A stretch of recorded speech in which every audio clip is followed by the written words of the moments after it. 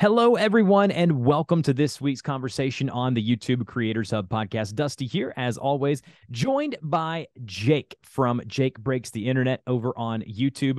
Jake is a content creator and full-time social media strategist. He started his YouTube channel about a year ago and has since grown his channel to more than 40,000 subscribers, which is a big deal. His channel originally started out as a gaming and react channel, but has since evolved into a podcast and short-form focused channel, which we definitely will dive into.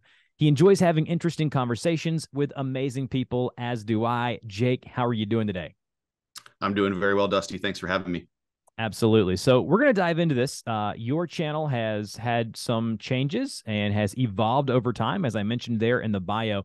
But if you would, give us the breakdown or the origin story of kind of how the Jake Breaks the Internet YouTube channel came to be, and then we'll go from there. Yeah, so it actually started out as a gaming channel, and I was partnered with one of my buddies. Actually, he kind of convinced me into create gaming content, gaming focused content. He's a pretty hardcore gamer. I was mild gamer, but I had a background in video editing and audio production, music, all that stuff, and so we kind of combined our skills to initially create the channel. It was initially called Trog Network.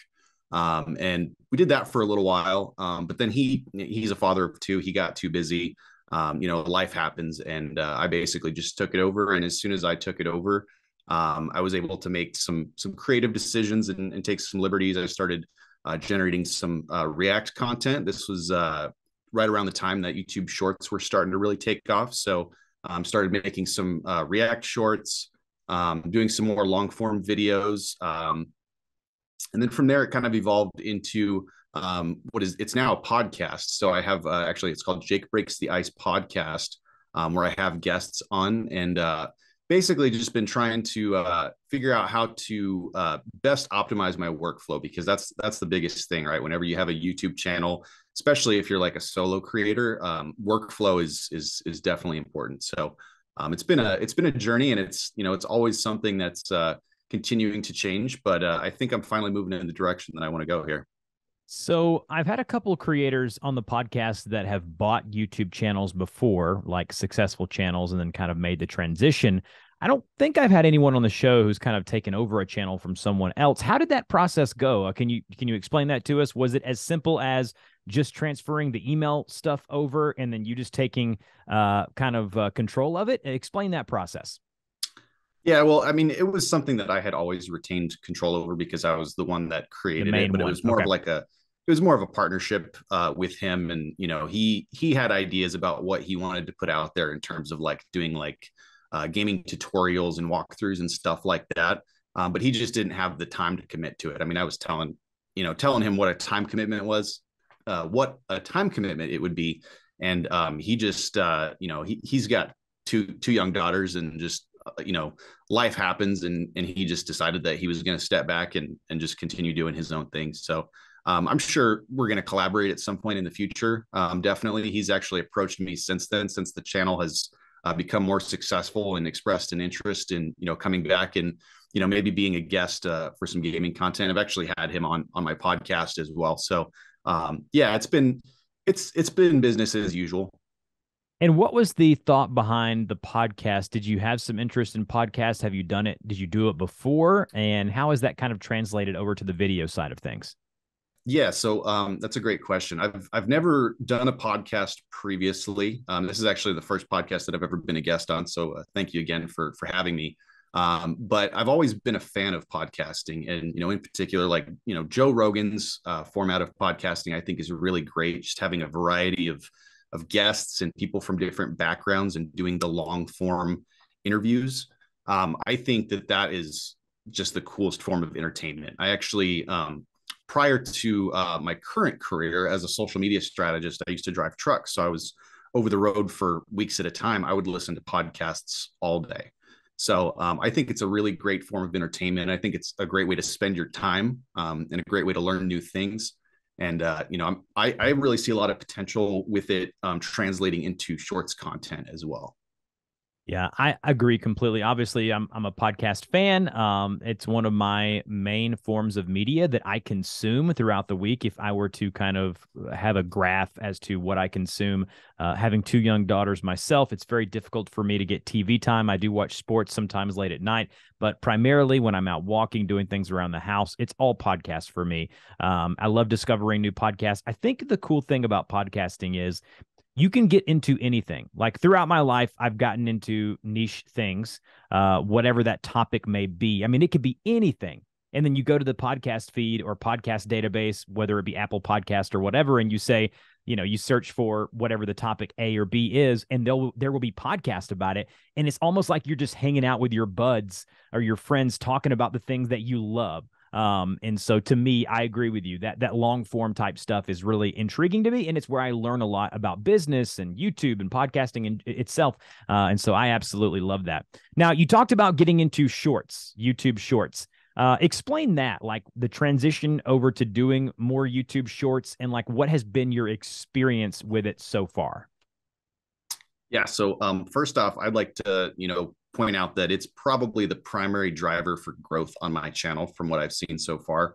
August of last year, I put out probably a good 20 or 30 shorts just doing React content, just because that was sort of the meta of the time.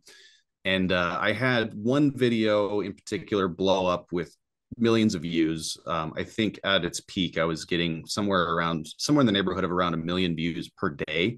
And that really brought a lot of traffic into my channel. And I've always been, ever since I started the channel, I've always been big on analytics and, analyzing what content's doing well and, kind of optimizing what times to post and, what hashtags to use and all that. So I've really taken a deep dive into the analytics. And, it's interesting that the shorts, they produce so much traction for certain channels, but it also has a tendency to kind of sandbag your channel into a particular niche that you might not have intended. So like, for instance, one of the videos that I created was a React video to, it was just a traffic stop, police traffic stop. And so a lot of my viewers are still to this day focused on, policing and, they might be fans of like Live PD or cops. But that's not the goal that I had set out or intended to, initially create my channel with. So it's very interesting trying to figure out how to rebrand your channel and move in a direction while retaining that audience that you've gained from those views. So it's a very interesting challenge. Yeah, I could see kind of the difficulty in that, that short now has over 13 million views on it. I'm looking at your channel right now as we're talking. And it looks like a lot of your most popular shorts are in related to that niche or that topic. And you are right. It's hard. Like once YouTube picks that up, man, once that algorithm picks that up, it's really difficult to kind of pivot over where you may just want to be a React-based YouTube channel to just general media, general things happening in the world. And then you're kind of pinned into that really sub-niche of reactionary content. Now, as far as monetization and making money, it's very evident and it's been noted in articles and videos all over that YouTube shorts themselves do not produce the ad revenue numbers or dollars that long form content does. So I'm sure you've experienced that. And what are ways that you're monetizing the channel as far as kind of making money from Jake Breaks the Internet? Yeah, absolutely. That's a great question. So I was able to with the shorts sort of taken off August of last year, I was able to see the YouTube Shorts creator fund that they had. I was able to participate in that. They awarded me a decent amount of money. I thought it was a reasonable amount. But then February of this year, I received the offer to apply for the YouTube Partner Program. And upon doing that, the ad revenue split was not at all what I expected. It's for the amount of, my channel has somewhere in the neighborhood of, I think 35 or 36 million views. The amount of money that I've made is just, it doesn't translate. I mean, if it was a long form video, it would be probably, somewhere upwards of, $10,000, I would assume. It's nowhere near that number. So I do see I think I haven't really looked into like TikTok's ad revenue split or, what they offer their creators, but when you have platforms like Twitch and, other streamer friendly platforms that offer, subscription models or gifting or, Twitch has bits. I don't really see a lot of that translating over to YouTube necessarily in terms of like audience gifts. So for primary monetization right now, I'm actually in the process of seeking out sponsors for the channel. And I'm also looking into utilizing things like Google Ads and YouTube promotions to get my content out there to attract sponsors. Yeah, it's a really good idea. From what I hear about TikTok and the community over there, it's probably almost worse from what I hear. But again, I'm sure it can kind of ebb and flow as time progresses. I think it's going to be an interesting challenge for short form content creators like yourself, who are primarily doing that type of content, to find different ways to monetize. The partner program has been so good. I do long form tutorial based content. So for me and my niche, it's been really good to me. I'm not breaking the bank. I'm not getting rich, but it's definitely enough to make me keep wanting to do it. And so with that being the case, it's going to be really interesting to see how people pivot to begin making money with the short form vertical content, whether it's sponsorships, like you said, merch, or whatever other ways that they may find. Now, you also have started doing a live stream as a few weeks ago, doing the show as far as like a live stream version. What have you found been the feedback in regards to the live stream, and what have you learned along the way? So yeah, that's a great question. It's one of those things that I've kind of been debating about the value of it. Is it worth it for me to do my podcast in a live stream format? I think it's a really cool element that isn't necessarily done frequently in podcast, having the actual, allowing chat to interview with the guest and ask questions and have commentary. So I think it adds an interesting element to the stream. But there's also the technical aspect of it too, right? Like if your internet drops out, that can affect the quality of what, viewers are seeing.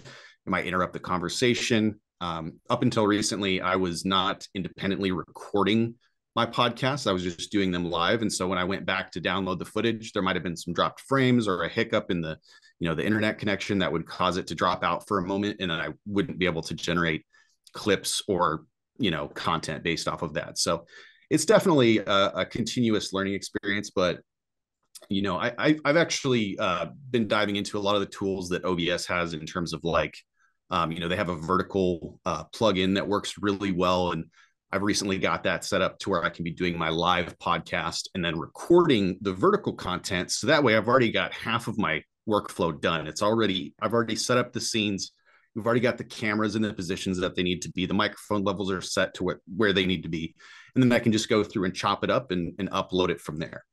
So OBS has a vertical plugin, which is an external plugin that you can use that allows you to basically pump out that vertical content as you're recording or streaming. Is that what you're saying? Yeah, so I'll have the vertical plugin recording while I'm streaming. So I'll have the live stream going separately with its own format, and then I have vertical scenes that I've set up so that way I can take that recording and use it to generate my clips to promote the podcast later on. I got you. When I streamed this podcast, and it's been so long ago since I did, there's a number of reasons why I don't now. I think eventually I'd like to get to that point because I ran into, I like to batch record, like this episode that you and I are recording now. I like to record episodes in advance. This may not go live for another 3 to 4 weeks because that's how I like to be prepared, make sure I have one in the can in case something were to happen personally or whatever it may be. And I may have like 4 recordings in a week. And so then I would have to stream all 4 of those. The timing and cadence would be off. The live stream would be out there, but the audio wouldn't be published yet. So again, you kind of have to format your show differently if you decide to do it that way. So, but I do like the benefits of like the live interaction for sure. Now, what have been some things that like you look at now that you've done this for a while, and if you could go back, you could say, man, I wish I would have known that sooner. I wish I would have known this about YouTube before now. Specifically pertaining to YouTube, I wish I understood the analytics of it a little bit more off the bat, because they can be a little bit confusing, and they have changed over time. I mean, just in the last year, they've added a lot of features, taken away a lot of features. With YouTube Shorts in particular, they've removed the ability for you to select a thumbnail or to upload a thumbnail. So Yeah. that kind of takes away some creative liberties that you can take there.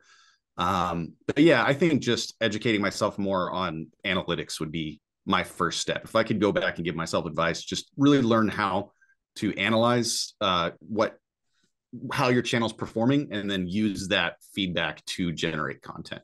What are some of the most prominent analytics tools or things that you look at now that your channel has grown? Like, what are you looking at currently to kind of gauge this is where you're at, this is where the channel is? Yeah, so I'm looking at average view duration primarily when it comes to YouTube Shorts, because I feel like that is the primary piece that they're looking at. They also look at how many subscribers are generated from those clips as well. So if you see that you've gotten 30 new subscribers from a video and an average view duration that is close to the entirety of the video, if it's like a 50-second clip, you got a 47-second average view duration, chances are that clip is going to perform very well. Yeah, I haven't been doing short form for long, but I've just started doing them recently for this podcast. And one of the most interesting things about the analytics for YouTube Shorts is that they have something under engagement, I believe the tab is, where it gives you a line, a bar graph, and it tells you, like, I can't think of the verbiage. You may know what it says, but something like time till swipe, or something of how long the average, it does equate to view duration, but they kind of phrase it differently, and you can kind of see it in a graph format. And I really like that. I really like that. I think the thing that I'd like to ask you about the vertical short form content is, just for my experience in the past month or so, it really is just a crapshoot as far as which ones take off and which ones don't.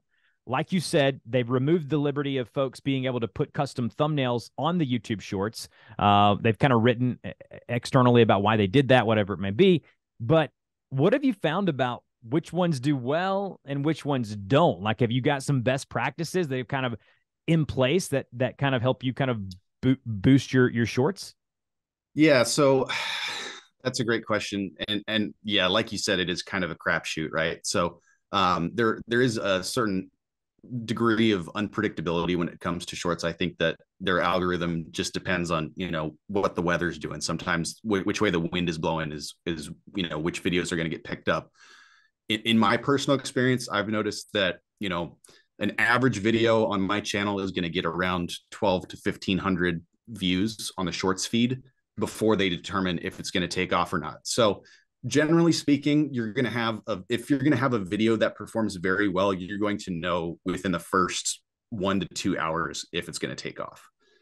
And so I tend to look at, if I start getting those statistics in the first, hour or so, and I see that it's surpassing that, 12 to 1500 threshold, and it keeps going, the average view duration stays good, subscriber count is going up, then I know it's going to perform well. So I actually had a video that I posted, it was about 3 days ago, and it got like 20,000 views pretty quickly. I mean, I would say within the first 24 to 48 hours, it was at 20,000 views.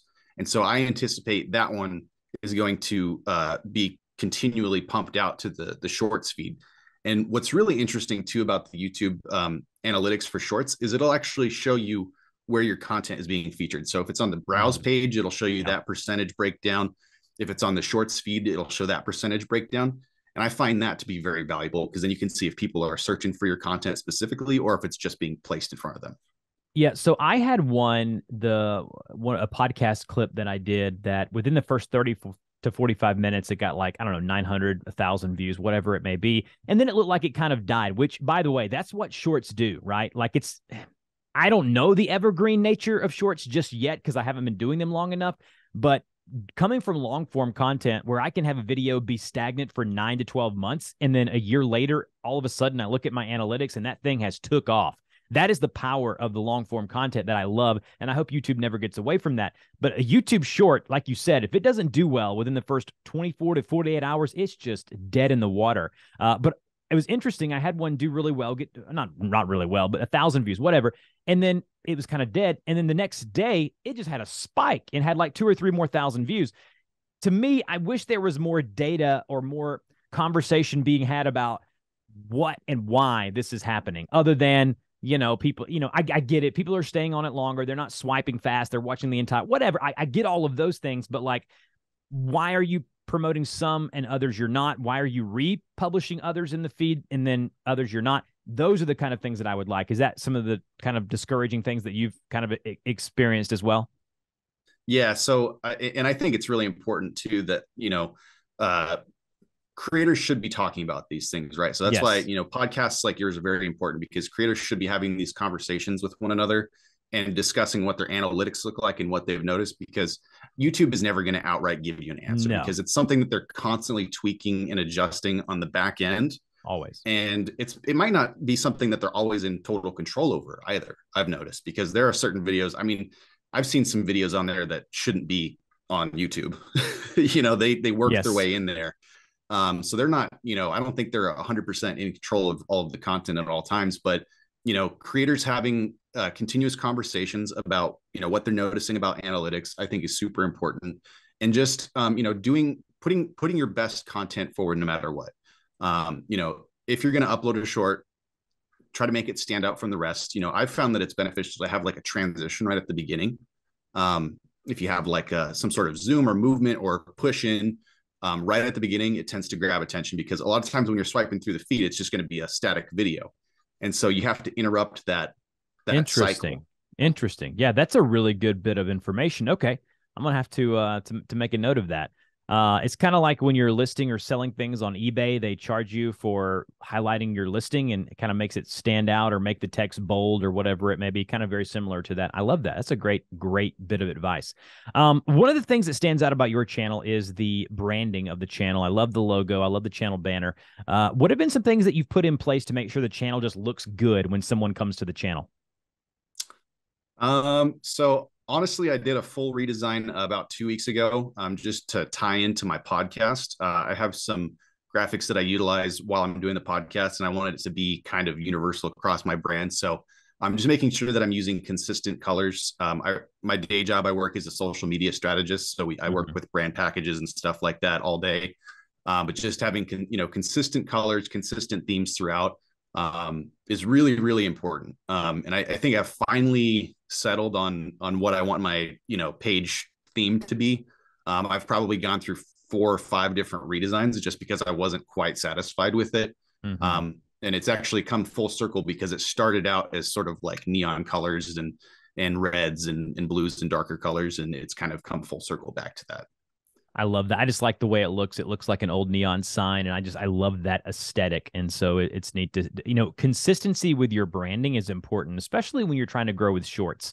The last thing I wanted to ask you about shorts is that I have experienced that the subscribers that are gained through YouTube Shorts, subscribers in that number is not really important anymore, because back in the olden days of YouTube, the subscriber or subscription feed was where most people kind of consumed and found their stuff that they watched. Now it's the home feed, or they're swiping like they do with TikTok or YouTube Shorts.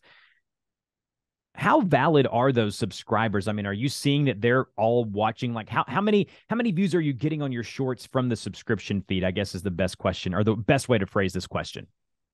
Yeah, so it's kind of different with shorts, I think, because you'll have a line, they have a line graph where it shows, new viewers and returning viewers. And so my channel's a good example to look at of what is like mostly short form based content, because, Yes. 34 of my 35 million views have come from short form content. Mm-hmm. But just looking at that graph, I would say that, actually, let me just pull it up real quick here. That way I don't have to be talking about it like it's No, I just abstract think that when you're pulling data from shorts, it's different. It's a different type. I don't want to say it's a different type of subscriber, but I don't know if they're scrolling and swiping and accidentally hitting the like button or whatever it may be. I just feel like the value of that one capture or subscription is not what it is on the long form bit of content. Yeah, so I'm looking at the line graph for my audience for the last 28 days, and the new viewers line is just slightly below the returning viewers line. So it follows it pretty closely. But the returning viewers line is kind of, I would say it's on average 1,000 to 3,000 viewers above the other line. So if that Okay. makes sense, if I'm explaining that correctly. It does make sense. So you are having a good number of people come watch all of your stuff. So I just wonder the validity of building a community with just vertical short form content. I wonder what that looks like, and I think the models are still kind of being formed right as we speak right now. So yeah, so the community piece is kind of tough, right? Because it doesn't have as much engagement. I don't think short form video creators really pay as much attention to the comments as like a long form video creator might. I 100%. think that the long form video comments definitely hold a lot more value to a creator in terms of actual feedback, because it's so easy for somebody in that short form feed to just go in there and put in a really negative comment or really hateful comment or just a spammy comment. And that's something that I think that YouTube, hopefully over the next, year or so, they're able to figure that out and figure out better ways to connect with the community there. I just think of like how I consume YouTube shorts. It's just very quick hitting. I watch it, I'm swiping, go to the next one, go to the next one, go to the next one. I can think of maybe once or twice that I've dove into the comment section of a actual short form video. So there is power in comments. If it's not for video ideas, it's for community building. There's so many things that I like that kind of model of getting feedback from the community. And I'd love to see more back and forth on the short form, but it may not just be there because of the way people consume that type of media. If you were starting over from scratch, 0 subscribers, what would you do? How would you do it? Oh, that's a good question. I would probably just put more time into planning what I want my brand to be long term, and just having that understanding of the YouTube algorithm before going into it. And I've actually started a few side channels. I've grabbed a few handles that I'm interested in just in case I ever do want to start separate channels and play around in there. But for right now, it just takes so much energy to create the amount of content that I'm putting out. I think for the last year or so, I've consistently been putting out, 5 to 6 videos a week, somewhere in that neighborhood. Wow. And it's short form, so it's not like I'm spending a significant amount of time editing, but yeah, just really understanding, the brand package and, really coming up with a solid plan before diving headfirst into it. And, I probably would have done that if it didn't start out as a channel that I created with my buddy, because it was just like Absolutely. just a fun thing to try at the time. And it's still, it's mostly a hobby, but, I would like to do this full time someday. Yeah, I think that if you'd ask most creators, some of them really would like to leave it as a hobby. But for the most part, the majority of people I talk to is like, yeah, listen, if the door was open, the opportunity was there, I'd love to. You made a great point talking about, even though it's short form content, you're creating 5 or 6 a week, whatever it may be. I mean, listen, the time investment is large. Regardless, if you want to put out good stuff, the time you have to put in the time and the effort to grow it. I just think that once you get to a certain point, you kind of hit a ceiling where you either have to hire someone to do some editing or some batch recording, stuff for you, or you just kind of get to that ceiling that you're always going to kind of bump into. But I love kind of what you're doing. What would you like to do next, like short term and long term for the channel? What are some ideas or plans that you have in place? Yeah, so lately, just over the past few weeks, since I've gotten my full rebrand done, I've actually been diving into a lot of AI tools. That's kind of the meta of this year, it seems. Been playing around with a tool called Auto GPT and kind of seeing what it can offer me in terms of organizing and if I can create automated tools to help me with editing or anything along those lines. Just because I need to really, really, really dial in my workflow, I feel, especially with a long form podcast. You're having my podcast on average is, 2 to 3 hours. So I have 2 to 3 hours of footage that I can use, and then just figuring out how to quickly and efficiently translate that into clips, I think is my algorithm for growth. So yeah, just over the next, I'd say, few months, I'm really going to be just educating myself on what AI tools I can, benefit my channel with. And then, I really need to hire an editor at this point, I think, but I just don't have the money. Not Yeah, yet. it's kind of hard. You got to reach that threshold, right? You mentioned that workflow. I had a guy in my Discord community who actually introduced me to an AI tool called Opus, OPUS. And it is a AI tool that basically takes your long form video once it's published. Now, you do have to have a link for that video, and it breaks it into what it thinks to be the 10 or 15 most valuable or insightful short form videos for you. And it gives you a title for it. It gives you a brief description for it. And then it even gives you a ranking number from 1 to 100 of, 100 being the best, 0 being the worst. I found that it's like everything with AI. I love AI. I love playing around with it. It's still got a little ways to go. But the thing about AI is that, man, it is moving fast. This isn't like AR or VR where like it seems like it's at a snail's pace. These AI tools, it seems like it's coming out daily. I love to kind of tinker around with one called Midjourney, which is like a photo generating AI tool. And I'm really playing around with it, with maybe integrating it with thumbnails and things like that. But they just released a new version like yesterday, and I felt like version 5 came out, a couple of weeks ago. So being able to keep up with these things is part of the game. It's part of what we're doing here as creators and what creators are trying to do.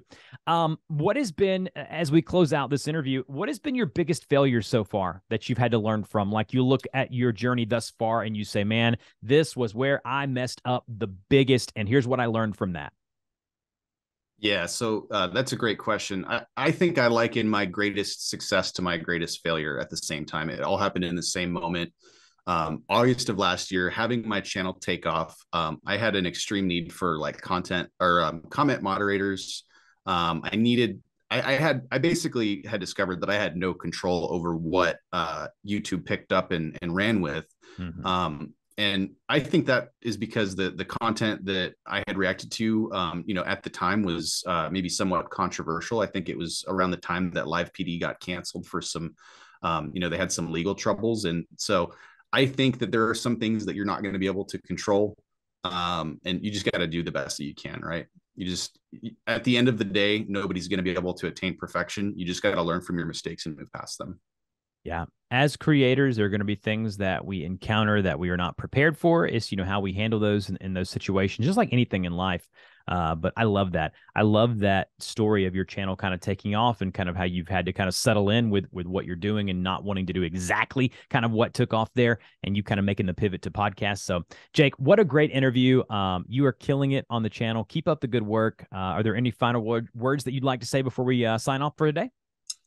No, I'd like to thank you for having me on the podcast, and just encourage, smaller creators to really network with each other and communicate, to try to teach each other, as much as we can. I recently read a statistic that, somewhere in the neighborhood of 91% of all YouTube channels have less than 1,000 subscribers. So, yep. Small creators really need to work together and help each other out, and, cross pollinate and, do whatever you can to help each other grow. Yep, I could not agree more. Jake, thank you so much for joining us today, and we'll talk to you next time.